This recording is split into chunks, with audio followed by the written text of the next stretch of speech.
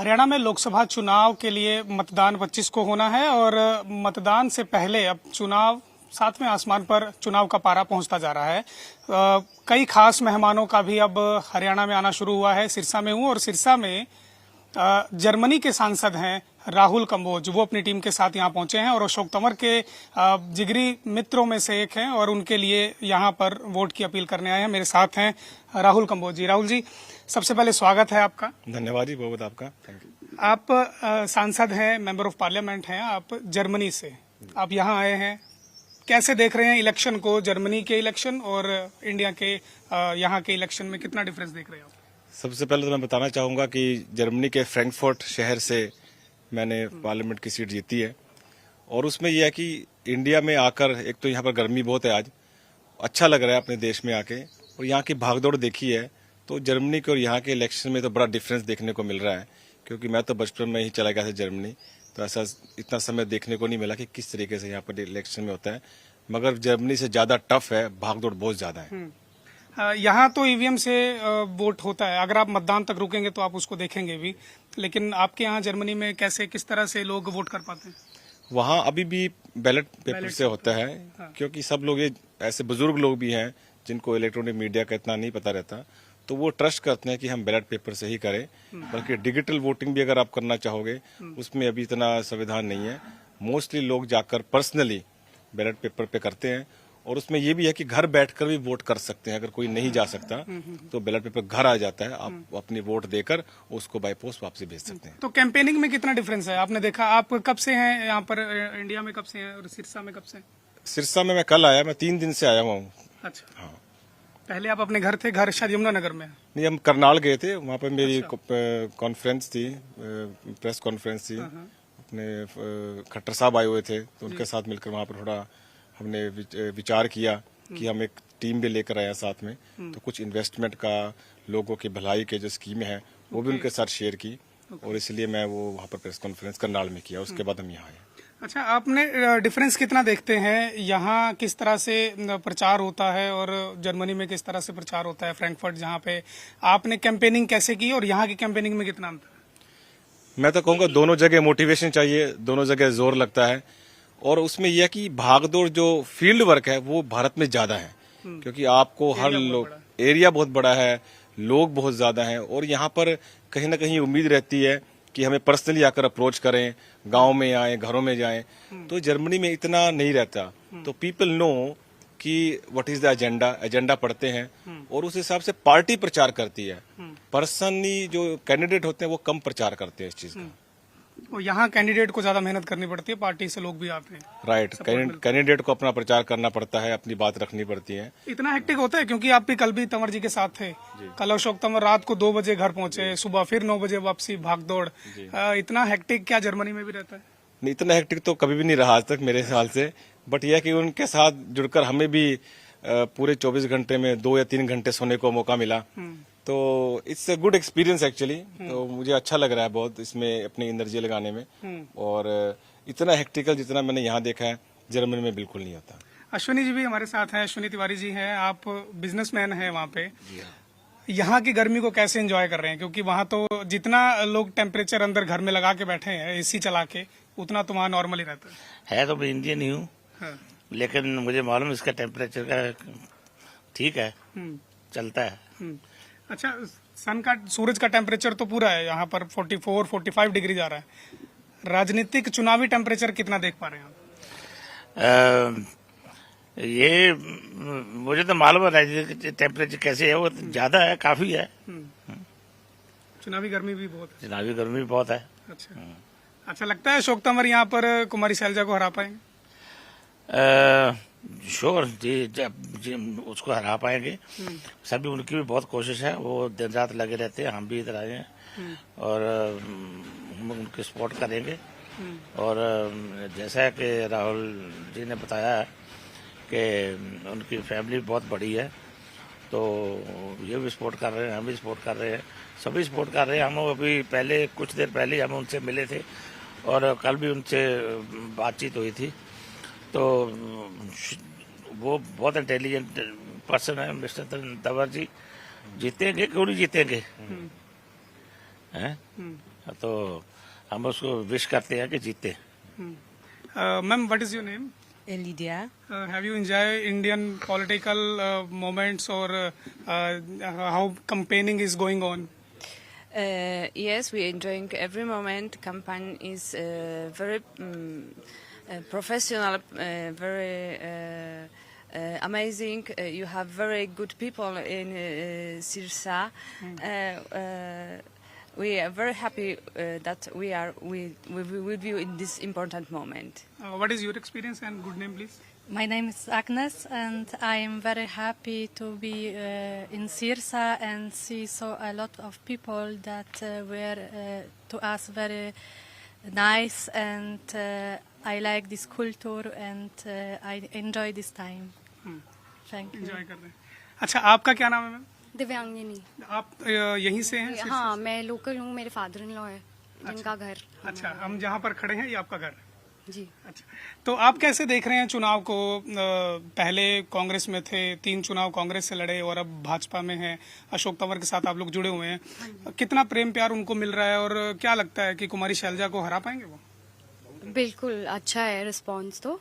सब बहुत मेहनत कर रहे हैं। आप लोग कैसे मेहनत कर रहे हैं? हम लोग अंदर मेहनत कर रहे हैं, किचन संभाल? बिल्कुल। और जो सारे मेन है वो बाहर इलेक्शन में जितना हो सकता है। मतलब बैक सपोर्ट, बैक पावर आप? सपोर्ट हाँ बिल्कुल है आपका। हाँ जी। अच्छा, मैं राहुल जी आपके पास आऊंगा फिर से।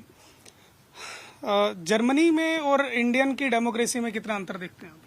है तो दोनों जगह ही एक डेमोक्रेसी कंट्री, मगर भारत में ये है कि यहाँ पर लोग बहुत ज्यादा हैं और जर्मनी में लोग कम हैं। इस हिसाब से जो एक प्रोफेशनल होता है, एक स्ट्रक्चर होता है, प्रोसेस होता है, वहाँ इजी इम्प्लीमेंट हो जाता है। यहाँ उसी प्रोसेस को इम्प्लीमेंट करने का बहुत ज्यादा टाइम और जोर लगता है। अब देखिए, फिर भी भारत के अंदर डिजिटल पेमेंट कितना आगे जा रखा है, जर्मनी इतना आगे नहीं है। तो इस चीज में हम जर्मनी में भी ये सोचते हैं कि काश हमारे पास भी ऐसी इतनी ज्यादा पावर आए कि हम इसको जल्दी से डिजिटलाइज कर सकें। तो उसी चीज में मैं सोचता हूँ कि हमारे जैसे लोगों का ये एक ब्रिज बनाने का काम है कि दोनों देशों की जो अच्छाइयां हैं जो शेयर कर सकते हैं, और वही मैं एक्चुअली चाहता हूँ, वही मेरा मकसद है कि एक दूसरे के देश के साथ एक अच्छी अच्छी चीजों को, एक थॉट एक्सचेंज, प्रोजेक्ट एक्सचेंज हो पाए।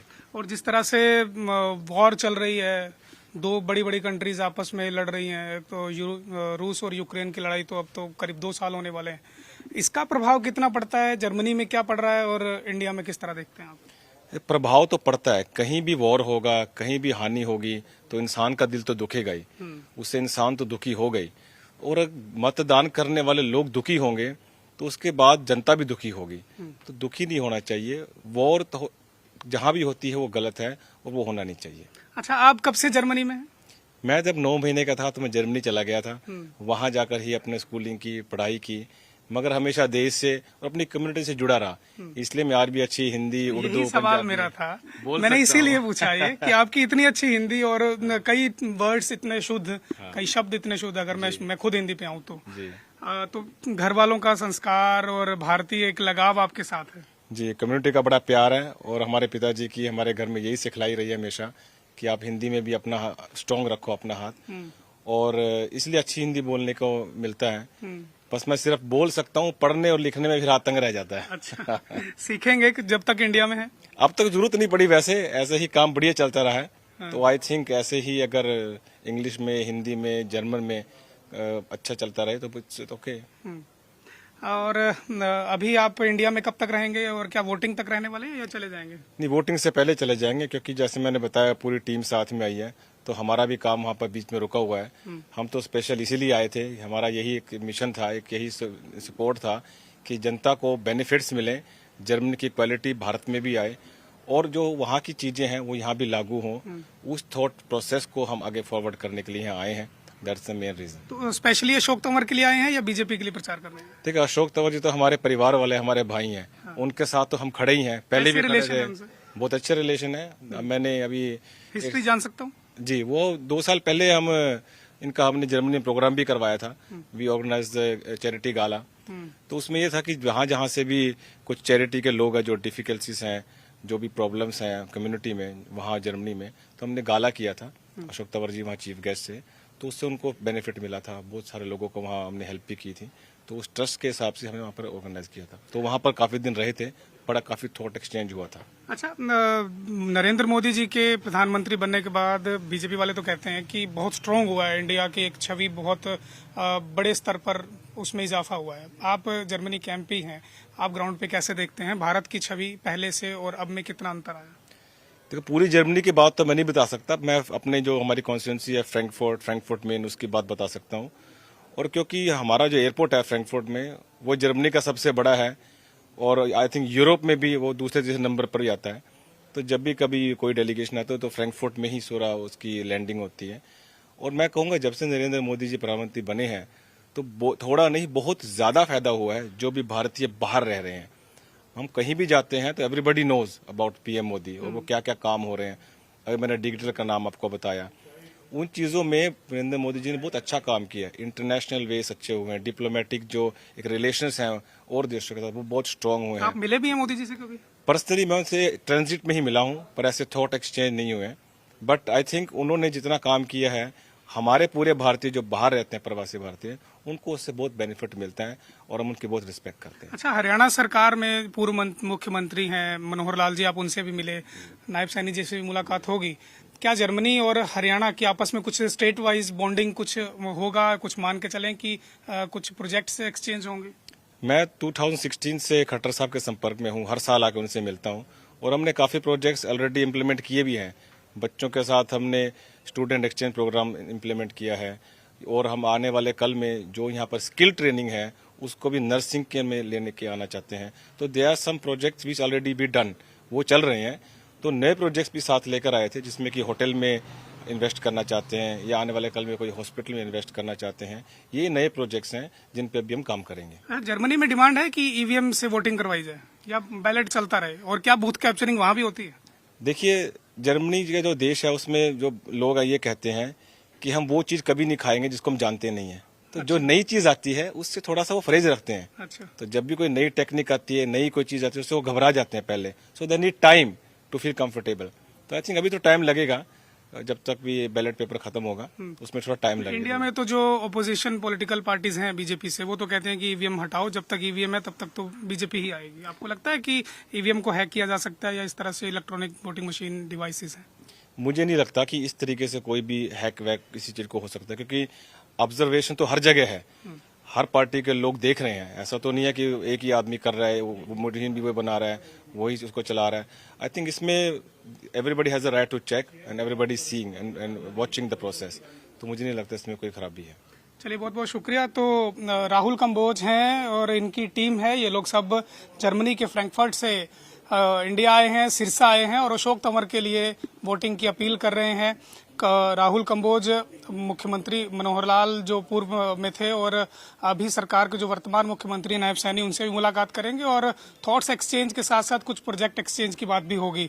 और साथ साथ क्योंकि चुनाव चल रहा है तो हरियाणा में खासतौर पर सिरसा में इनकी कोशिश है कि वो अपने जो दोस्त हैं इनके अशोक तंवर, उनको जिताने के लिए प्रयास करें और उनके लिए वोट की अपील भी कर रहे हैं।